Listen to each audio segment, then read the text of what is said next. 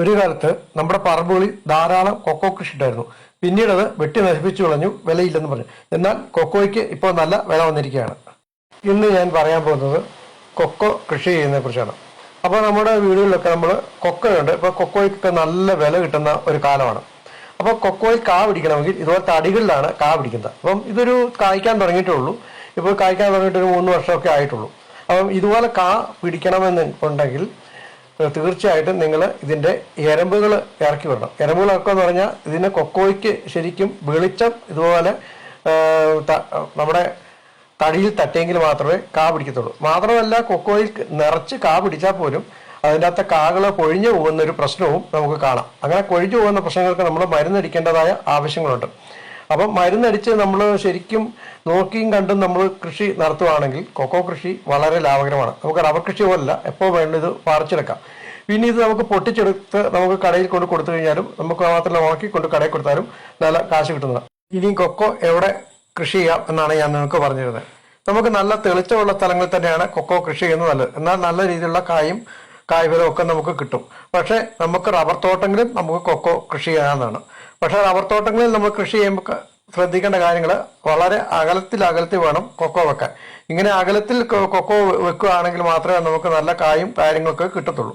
പിന്നെ എന്നാൽ അല്ലാത്ത സ്ഥലങ്ങളിലാണെങ്കിൽ അത്രയും നമ്മൾ വെട്ടേണ്ടതില്ല. കാരണം വെച്ചാൽ കൂടുതൽ ചോല വെട്ടിക്കഴിഞ്ഞാൽ നമ്മൾ തെളിമ്പ്രദേശങ്ങളിലാണെങ്കിൽ നമുക്ക് അതിൻ്റെ കൊക്കോ ഉണങ്ങിപ്പോകാനുള്ള സാധ്യത ഉള്ളതുകൊണ്ട് നമ്മൾ അത്രയും കളയണം. പക്ഷേ റബ്ബർ തോട്ടങ്ങൾ റബ്ബർ അടഞ്ഞു നിൽക്കുന്നതുകൊണ്ട് നമ്മൾ ചോല കുറച്ചുകൂടെ ഏറ്റവും കൂടുതൽ ഒരു 60% നമുക്ക് വെട്ടിക്കളയുകയാണെങ്കിൽ മാത്രമേ നല്ല രീതിയിൽ വെട്ടിക്കളയാൻ ഉദ്ദേശിക്കുന്നതിൻ്റെ ഇതുപോലെ ഞാൻ കാണിച്ചേക്കുന്ന പോലെ ഈ എരമ്പെല്ലാം കോതി വൃത്തിയാക്കി നിർത്തണം. മാത്രമല്ല, നമ്മൾ ഈ കൊക്കോ നമ്മൾ പാകാൻ എടുക്കുമ്പം നമ്മൾ ശ്രദ്ധിക്കേണ്ട കുറച്ച് കാര്യങ്ങളുണ്ട്. അത് നമ്മുടെ കൊക്കോയുടെ കായ നല്ല മുഴുത്ത കായുള്ളതായിരിക്കണം. അതുപോലെ തന്നെ കായ്ക്ക് തൊണ്ടിന് വളരെ കട്ടി കുറഞ്ഞ സൈസ് തൊണ്ടായിരിക്കണം. അതുപോലെ നമുക്ക് എടുക്കുന്ന കായുടെ സെൻട്രൽ ഭാഗത്തു നിന്നുള്ള കാ മാത്രമേ നമ്മൾ പാകാൻ വേണ്ടി ഉപയോഗിക്കാവുള്ളൂ.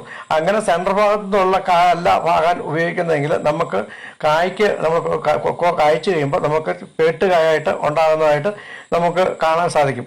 അപ്പം പിന്നെ മാത്രമല്ല, നമുക്ക് നേരത്തെ പറഞ്ഞ പോലെ ഇതിൻ്റെ ചുവടുകളിൽ നമുക്ക് രാസവളങ്ങളോ അല്ലെങ്കിൽ നമുക്ക് ജൈവവളങ്ങളോ ഒക്കെ നല്ല രീതിയിൽ ഇട്ട് കൊടുത്തു കഴിഞ്ഞാൽ കൊക്കോ നല്ല രീതിയിലും നമുക്ക് കായ്ച്ച് കിട്ടും. അപ്പോൾ ഇതൊക്കെയാണ് നമുക്ക് കൊക്കോയെ സംബന്ധിച്ച കാര്യങ്ങൾ പറയാനുള്ളത്. അപ്പം നിങ്ങൾക്ക് എൻ്റെ ഇതുപോലുള്ള ചാനലുകൾ, കൃഷി സംബന്ധമായ ചാനലുകൾ ഒത്തിരി ഞാൻ വരുന്നുണ്ട്. എല്ലാം എൻ്റെ സ്വന്തം കാര്യത്തിലുള്ള കാര്യങ്ങളാണ് ഞാൻ പറഞ്ഞത്. എൻ്റെ ജീവിത അനുഭവങ്ങളായിരിക്കും ഞാൻ നിങ്ങൾക്ക് തരുന്നത്. ഇതിപ്പോൾ ഇവിടെ ഒരു കൊക്കോ നിൽക്കുന്നത് മാത്രമേ കാണിക്കുന്നുള്ളൂ. കാരണം എന്താ വെച്ച് കഴിഞ്ഞാൽ ഇവിടെ വെച്ചാണ് ഞാൻ ഈ വീഡിയോ എടുക്കുന്നത്. ഇത് ഇവിടെ വെച്ചാണ് എടുക്കുന്നത്. പക്ഷേ നമ്മളൊരു തോട്ടത്തിൽ കൊണ്ട് വെച്ച് എടുക്കുന്ന വീഡിയോ കാണിച്ചില്ല എന്ന് മാത്രമേ. സെൻട്രഭാവം എന്ന് ഉദ്ദേശിക്കുന്നത് കൊക്കോയുടെ സെൻട്രഭാവമല്ല, നമ്മുടെ കായ എടുത്തിട്ട് ആ കായുടെ 2 തലപ്പും വെട്ടിക്കളയണം, അതാണ് ഉദ്ദേശിക്കുന്നത്. മാത്രമല്ല, കായുടെ വലിപ്പം എന്ന് ഉദ്ദേശിക്കുന്നത് 2 തരത്തിലുണ്ട്. കായ്ക്ക് ഉള്ളിലുള്ള കൊക്കോയുടെ കായുടെ വലുപ്പവും അതുപോലെ നമ്മുടെ നിലവിലുള്ള വലിപ്പമുള്ള കൊക്കോയും കായും ആണ് ഞാൻ ഉദ്ദേശിക്കുന്നത്.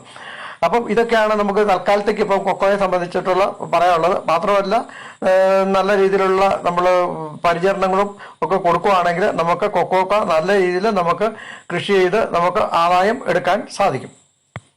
അപ്പം നിങ്ങൾക്ക് എൻ്റെ വീഡിയോ ഇഷ്ടപ്പെട്ടിട്ടുണ്ടെങ്കിൽ എൻ്റെ ചാനലൊന്ന് ലൈക്ക് ചെയ്യാനും ഷെയർ ചെയ്യാനും സബ്സ്ക്രൈബ് ചെയ്യാനും മറക്കരുത്. മാത്രമല്ല, ഈ വീഡിയോ മറ്റുള്ളവരിലേക്ക് എത്തിച്ചു കൊടുക്കാനും ശ്രമിക്കുക. താങ്ക്